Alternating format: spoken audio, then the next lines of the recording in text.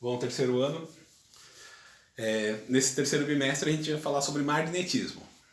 Quando a gente fala em magnetismo, a primeira coisa que a gente lembra é de ímãs.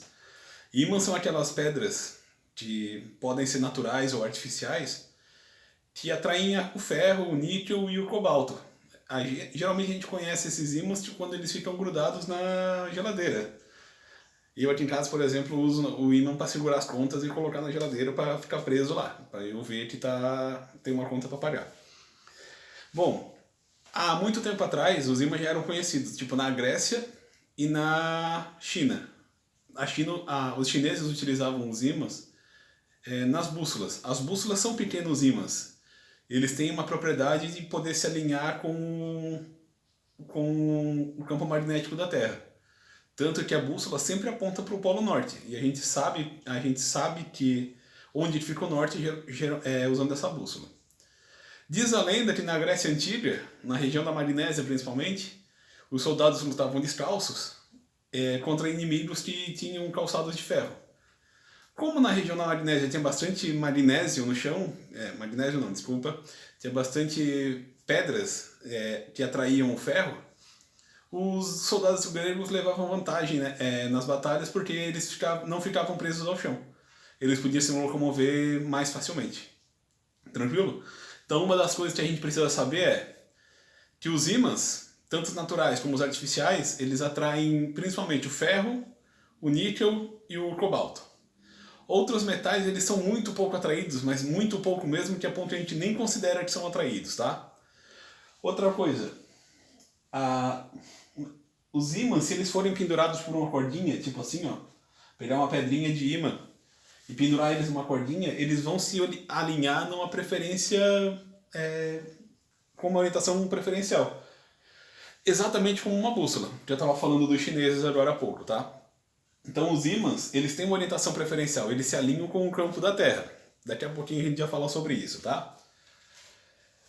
Para a gente entender como é que funciona um ímã, a gente tem que saber o que é um domínio magnético.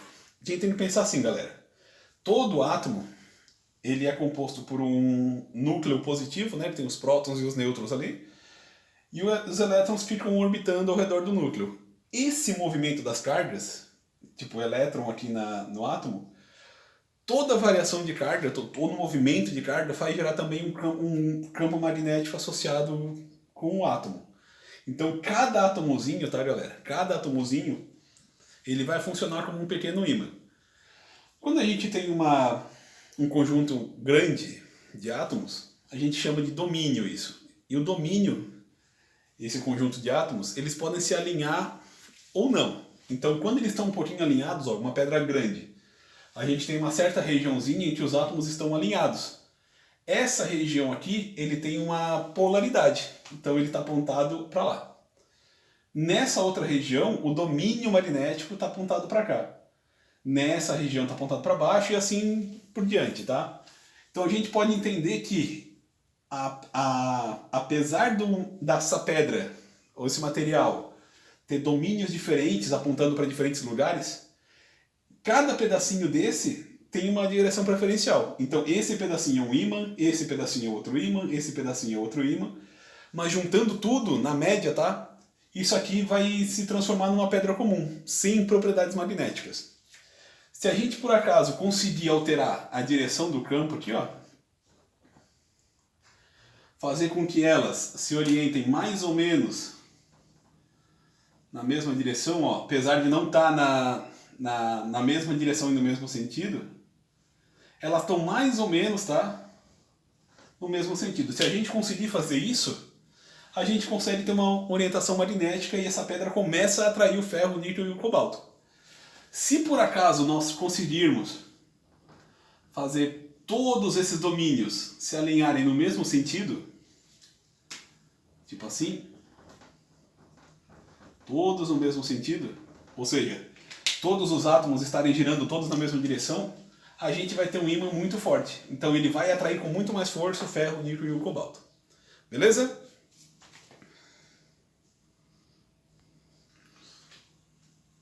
Outra propriedade dos ímãs, tá galera? É que eles sempre vão ter dois polos. A gente chama esses polos de norte e sul, tá? não importa quantas vezes eu divido eles, se eu cortei o ímã no meio, eu quebrei eles de alguma maneira, sempre eu vou ter um norte e um sul no ímã. Então, ele sempre vai também manter a polaridade. Então, se o sul estava desse lado, esse lado vai continuar sendo o sul. E esse lado vai ser o norte. Ah, mas professor, você acabou de dizer que os ímãs não vão sempre vão ter dois polos em cada pedacinho. Vai ter dois polos em cada pedacinho. Então, nesse lado também vai ser norte e nesse lado vai ser o sul. E assim sucessivamente. Se eu cortar esse ímã no meio, aqui os dois pedacinhos dele, esse lado vai ser sul, esse vai ser norte. Eu estou colocando vermelho e azul só para identificar, tá? Não tem nada a ver a cor, é só para dizer que um é diferente do outro, beleza? Então desse lado vai ser norte, desse lado vai ser norte, desse lado vai ser norte. Enquanto que desse lado vai ser sul, desse lado vai ser sul, desse lado vai ser sul. Então, ó, os polos nunca se separam, tá? Sempre vai ter dois polos em cada pedaço de ímã, beleza? Outra coisa importante para a gente saber, tá? É que os ímãs, eles também podem ter atração ou repulsão. Quem já brincou com ímã alguma vez na vida vai perceber que algumas vezes, se vocês virarem os ímãs, vai ser difícil conseguir atrair eles. Quanto mais perto a gente chegar, mais difícil vai ser para atrair. E o contrário também é válido. Quanto mais perto eles estiverem, também vai ser maior a força para a gente poder arrancar, tá? Então o que acontece, ó? Se a gente tiver dois ímãs com polaridades iguais, vai acontecer uma força de repulsão. Tanto vale para o norte e sul com sul. Então o sul com sul também existe uma repulsão, tá? Vou botar um F aqui de força. Força vetorial, tá? Por isso que tem essa flechinha em cima. Quando acontece um norte e um sul, dois polos diferentes, vai ser uma atração. Então os imãzinhos vão ser atraídos, tá? Então a força que um faz no outro, o outro faz no um. Terceira lei de Newton. Beleza? Polos iguais são repulsão, polos diferentes são atração. Beleza? Bom, outra coisa importante que a gente precisa saber é sobre o campo magnético, tá? O campo magnético é aquela região perto do ímã em que tem a interação magnética. Então a gente pode representar o campo magnético por algumas linhas, tá? Essas linhas, por definição, eles sempre saem do norte e entram no sul. Tipo assim, ó, se eu fosse representar o campo magnético, tá? Uma linha que sai do norte, vem pro sul. As flechinhas para representar, tá? Então, ao redor do ímã sempre existe um campo magnético. Uma coisa que a gente pode perceber é que assim, ó, nos polos existe uma concentração muito maior de linhas de campo. Quer dizer que nessa região dos polos a interação magnética é muito maior, tá? Por que eu estou falando isso? Porque se a gente colocasse uma bússola perto desse ímã aqui, a bússola ia funcionar mais ou menos assim, ó. Imagina que isso aqui é a bússola, tá? Polo norte, polo sul da bússola. Ela vai se alinhar com o campo magnético. Então quer dizer que se eu colocar a bússola nesse ponto aqui, ó, nesse ponto aqui, ela vai estar apontada nessa direção. Eu vou desenhar, fazer de azul que é melhor, né? Vou desenhar a bússola assim, ó. Ela apontando o polo norte naquela direção. Se eu coloco a bússola nesse ponto, ela vai se alinhar com o campo e vai ficar dessa maneira aqui, ó. Ela vai estar apontando para lá. Se eu colocar a bússola nesse pontinho aqui, ó, ela vai estar alinhada com o campo, ela vai estar apontada nessa direção. Vou botar um pontinho aqui, tá? Só para dizer onde é que ela tá.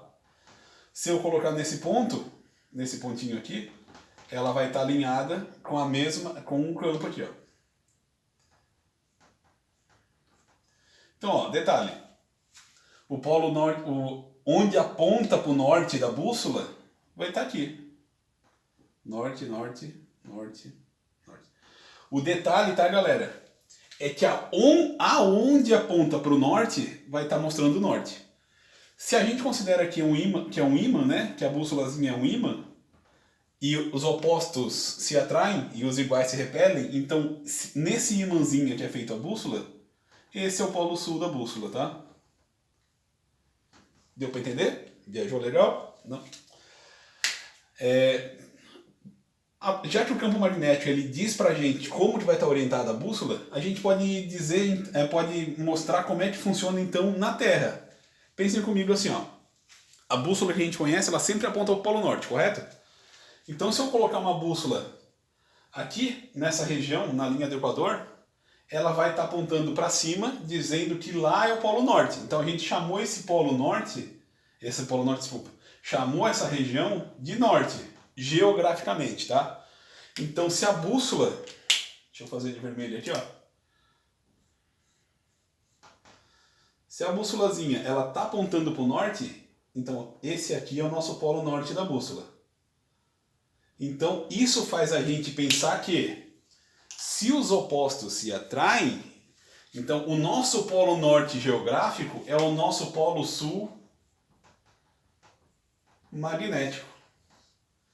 Enquanto que o nosso Sul geográfico é o nosso Norte magnético. Então só tomar um cuidado, tá, galera? O nosso Norte geográfico, ele é o nosso Polo Sul magnético porque ele atrai o Polo Norte da bússola. Pegou a ideia? Assim como o ímã tem um campo magnético, a Terra também tem um campo magnético. Eu vou tentar fazer de azul, tá? As linhas de campo da Terra sempre saem do Polo Norte magnético e dão a volta para chegar no Polo Sul magnético. Então se eu coloco a bússola aqui, ó, coloco a bússola aqui embaixo, vai estar apontada dessa maneira. Se eu coloco a bússola aqui, ela vai estar apontada dessa maneira. Se eu coloco a bússola aqui assim, se eu coloco a bússola aqui assim. Ah, mas professor, aqui perto do Polo Norte geográfico e Sul magnético, ela vai estar apontada para o chão. Se um dia você tiver a oportunidade de ir para um dos polos, tá? Seja o Polo Sul ou o Polo Norte, e levarem uma bússola, vocês vão ver que ela está assim, apontando para o chão. Porque o campo magnético lá, nesses pontos dos polos magnéticos, eles estão orientados para cima. E não na horizontal, como assim no resto do planeta. Quanto mais perto dos polos, mais apontada para o chão ela vai estar. Beleza? Detalhe importante, né? É que essa linha aqui, ó, ela é tridimensional, ela está em todos os lados. Se eu pudesse desenhar na frente do quadro, a linha ia estar saindo assim, passando aqui por cima e indo lá para cima. Tranquilo? Então, a gente considera que o planeta Terra também é um grande ímã, tá? Esse ímã, ele é gerado lá pelo movimento das correntes de magma que tem no interior da Terra, e como lá é uma temperatura muito alta, tem bastante partículas soltas. E essas partículas soltas em movimento causam um campo magnético. Exatamente como um ímã, tá? Beleza, galera?